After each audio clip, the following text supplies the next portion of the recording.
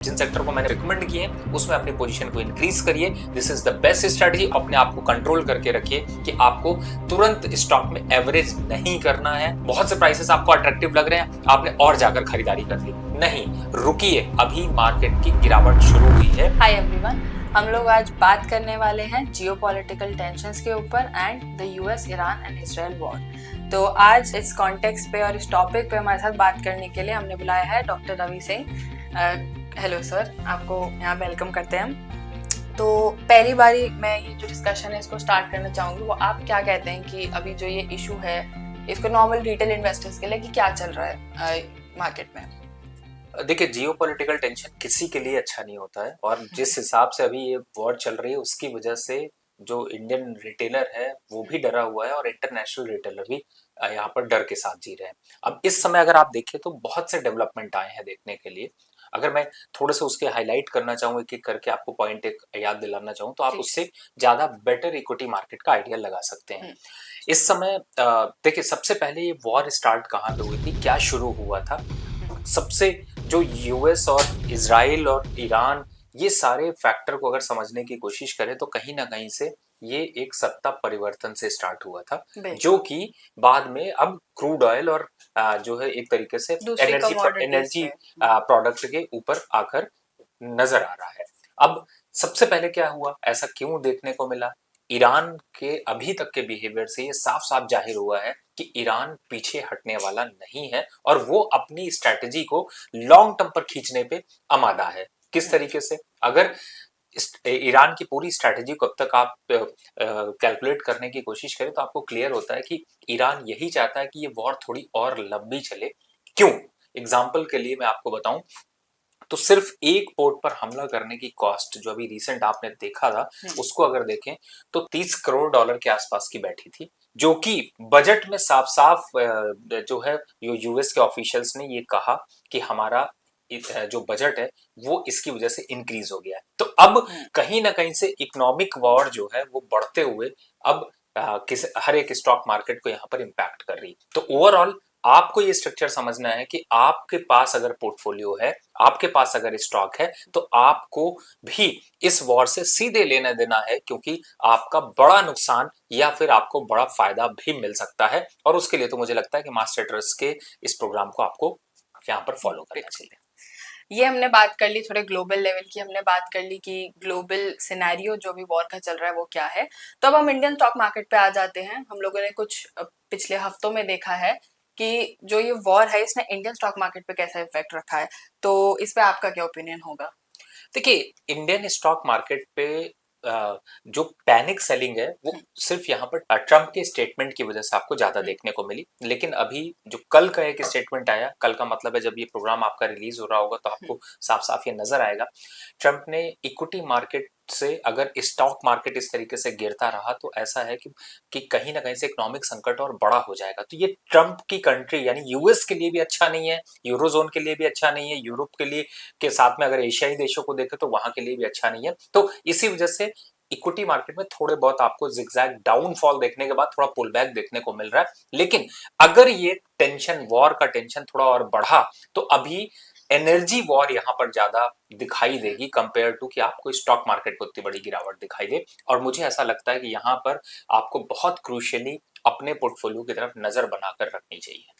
अब हमने ये तो बात कर ली कि जो स्टॉक मार्केट है वो प्राइस ड्रिवन है और सेंटिमेंट ड्रिवन है। तो अब हम जो अगली चीज देखेंगे वो ये है कि इस सारे सिनेरियो में हमारे ऑयल प्राइसेस जो सबसे ज्यादा बात करी हुई चीज है वो कहाँ पे स्टैंड करते हैं?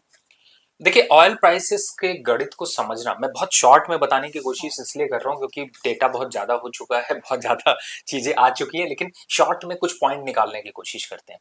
सबसे पहले तो आप थोड़ा सा डेटा आप ये समझिए कि भारत क्यों इंपॉर्टेंट है। मैं अगर उसकी तरफ आता हूँ तो एक बात समझिएगा कि यहाँ पर एक पोर्ट की बात की जाएगी। अब एक पोर्ट के अलावा दूसरे पोर्ट या फिर जो पोर्ट से सामान आ रहा है या सामान जा रहा है, वहां पर एक सबसे बड़ा टेंशन क्रिएट हो गया है। टेंशन ये क्रिएट हो गया है कि वहां पर जो कंपनी है, जैसे मैं एक एग्जांपल के लिए आपको बताऊं तो एमएससी, मार्क, सीएमए और सीजीएम, ये कंपनी है जो मोटा मोटी सारी जो है पोर्ट की डीलिंग पे रहती हैं और इन्हीं कंपनियों के ज्यादातर जो जहाज हैं वो इधर उधर सप्लाई में देते हैं। अब प्रॉब्लम कहां पर आई, जहां पर टैंकर पे पहला हमला हुआ। हाँ। दूसरा प्रॉब्लम कहां पर आई कि कोई भी कंपनी, सबसे बड़ी प्रॉब्लम क्या है कि कोई भी कंपनी अब इनको इंश्योरेंस देना ही नहीं चाहती, और बिना इंश्योरेंस के आप कोई भी पोर्ट में कोई भी हवाई जहाज को आप पास नहीं कर सकते। तो यहां पर सबसे बड़ा रिस्क क्या हो गया, तो इसी वजह से आपने जब अगर आप गूगल इमेज आजकल आप देखते हैं तो आपको ये दिखाई देता होगा कि ढेर सारे शिप जो है वो एक जगह पे दिखाई दे रहे हैं, या फिर एक पोर्ट पर जो है वो पूरी तरह से एक तरीके से बंदी दिखाई देखने को मिल रही है। और लेकिन उसका इम्पैक्ट क्या हो रहा है वो हम लोग अभी मैं आपको बाद में बताता हूँ। ठीक है, तो हमने क्रूड प्राइसेस के बारे में बात करी, हमने ऑयल प्राइसेस के बारे में बात कर ली। अब हम अगली चीज जो बात करना चाहेंगे वो है सप्लाई, कि ये जो डिमांड या फिर जो भी सप्लाई का इशू हमें अभी क्रिएट होता हुआ दिख रहा है, ये मियर सप्लाई इशू है या फिर ये स्पेक्यूलेशन है? देखिए, इस समय सप्लाई इशू तब होता है जब कोई जेन्युइन ऐसी प्रॉब्लम आ जाए, लेकिन इस समय चूंकि वॉर की सिचुएशन है तो आपको स्पेकुलेशन भी भर भर कर प्राइसेस में देखने को मिलेगा। यानी कि $70 का क्रूड अगर $100 पहुंच रहा है या $120 पहुंच रहा है तो वो सरप्राइजिंग नहीं है, क्योंकि वो वोलेटिलिटी वहां पर काफी हद तक इंक्रीज हो रही है। अब क्यों ऐसा हो रहा है, किस चीज के लिए इंपैक्ट आ रहा है, क्योंकि अभी तक जो वॉर थी वो इस बेस पे थी कि तेहरान में हमला हो रहा था और इसराइल भी इस चीज को अटैक कर रहा था। लेकिन अब ऑयल फैक्ट्रीज जो हैं, जो ऑयल जहां से प्रोड्यूस होता है उन पर हमला करने के बाद से ये जंग और बढ़ गई है, और ये भी साफ साफ दिखा रही है कि ईरान इससे पीछे हटने वाला नहीं है। तो कहीं ना कहीं से जो क्रूड ऑयल में ये इतनी तेजी देखने को मिल रही है, या क्रूड ऑयल के जो प्राइसेस अचानक से जंप कर गए, उससे बड़ी बात जो प्रॉब्लम की बात है वो है गैस की प्रॉब्लम। तो अभी ऑयल उतना जो है वो विस्फोटक नहीं हुआ जितना कि गैस विस्फोटक हो जाएगी, लोगों की पहुंच से बाहर हो जाएगी। बिल्कुल। अब हमने बात करी कि रिफाइनरीज पे अटैक और इन सब चीजों की वजह से इंडियन स्टॉक मार्केट में किस लेवल की सप्लाई एंड स्पेक्यूलेशन दोनों चल रही है। अब जो अगला टॉपिक हम लोग जिसके बारे में बात करना चाहेंगे वो हो गए सेक्टर्स, कि कौन कौन से सेक्टर्स, हमने ऑयल सबसे ऑब्वियस सेक्टर के बारे में बात कर ली, तो अब अगले कौन से ऐसे सेक्टर्स हो सकते हैं जिनका रोल ओवर इफेक्ट हमें दिखने को मिलेगा इंडियन मार्केट में? देखिए, इससे पहले मैं आपको कहूंगा कि एक पॉइंट यहाँ पर हम लोग छोड़ रहे हैं, उसको कैप्चर करते हैं, और वो है स्ट्रेट ऑफ हॉर्मुज का, क्योंकि हॉर्मुज की मैं बात कर रहा हूँ। अगर वहां पर हम जाते हैं, सबसे पहले वहां पे समझिए कि क्या कैलकुलेशन चल रही है और उसका इंडिया में कितना इंपैक्ट होगा और कितना बाहर के उसमें देखने को मिलेगा। अगर वो पोर्ट बंद हुआ है, जो उस पोर्ट पे अभी रिस्ट्रिक्शंस आई हैं, या उस पोर्ट के पास जो हमला किया है उसकी वजह से तो क्या कोई दूसरा ऑप्शन नहीं है? आपके मन में भी आता होगा, आप भी सोचते होंगे कि क्या दूसरा ऑप्शन नहीं है। रेड सी एक दूसरा ऑप्शन है, लेकिन वहां पर जो दूसरा एक इशू है वो है कि वहां के एक तरीके से रिटेलियन है, वो उस पे पहले से ही वॉर वहां पर चल रही थी, जिसकी वजह से उस रास्ते को यूज कर पाना मुश्किल है। प्लस वो रास्ता कम से कम 20 से 25 दिन एक्स्ट्रा लेता है, तो कहीं ना कहीं से ऑप्शन आपके पास खत्म होते जा रहे हैं, और इसी वजह से जो सप्लाई है वो कम हो रही है। अब सबसे बड़ा इंपैक्ट जो आपने कहा सेक्टर की बात हम करें, सेक्टर से पहले आप एक चीज समझिए, क्या क्या आपको फर्क करेगा। एक डॉलर क्रूड बढ़ रहा है तो इसका मतलब है कि $2 बिलियन से इंडिया का जो बजट है वो इंक्रीज हो जाता है। इंपोर्ट का बिल इंक्रीज होता है। दूसरा सबसे इंपॉर्टेंट है कि इस समय भारत के पास रिजर्व कितने दिन का है? 25 से 30 दिन का। चाइना के पास रिजर्व कितने दिन का है?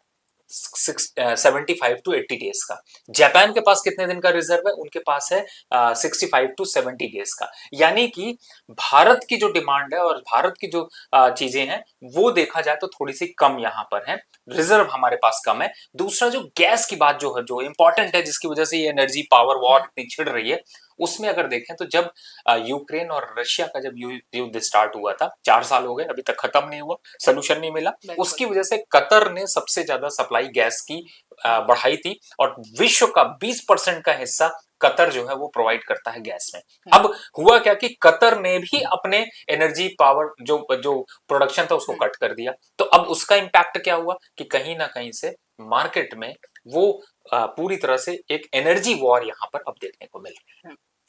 अब हम लोगों ने लास्ट चीज जो हमने डिस्कस करी है कि कैसे ये वॉर ने एक क्रूड ऑयल प्राइसेस का और गैस प्राइसेस का सबसे बड़ा एक इशू बना दिया और क्रिएट कर दिया इंडियन स्टॉक मार्केट में, जो हमको दिखा।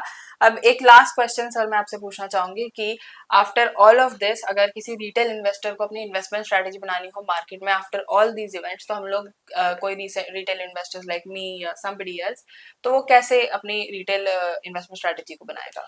देखिए, आपने इससे पहले एक क्वेश्चन पूछा था, मैं उसका आंसर पहले देता हूँ, फिर इसको भी देता हूँ। पहला कि रिटेलर को अपना पोर्टफोलियो उठाकर स्विच करना चाहिए, और जो आपने कही थी कि कौन सा सेक्टर पे ध्यान देना चाहिए, सेक्टर नंबर 1 जो हम जितनी बात कर रहे हैं उससे पावर और एनर्जी सेक्टर है। दूसरा सेक्टर है यहाँ पर डिफेंस का, जिसकी तरफ आपको फोकस करना चाहिए।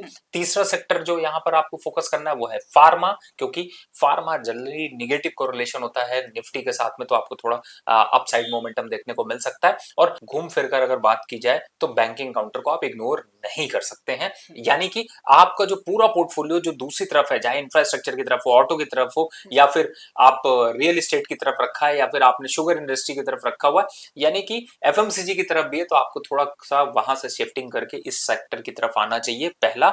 दूसरा, जो आपने कहा कि क्या स्ट्रैटेजी रखनी चाहिए आपकी पोर्टफोलियो में, अगर यहां पर 10, 20, 30, 40 या 50 स्टॉक हैं, तो उन स्टॉक्स में से एटलीस्ट आपको 25% पोजीशन काटनी चाहिए।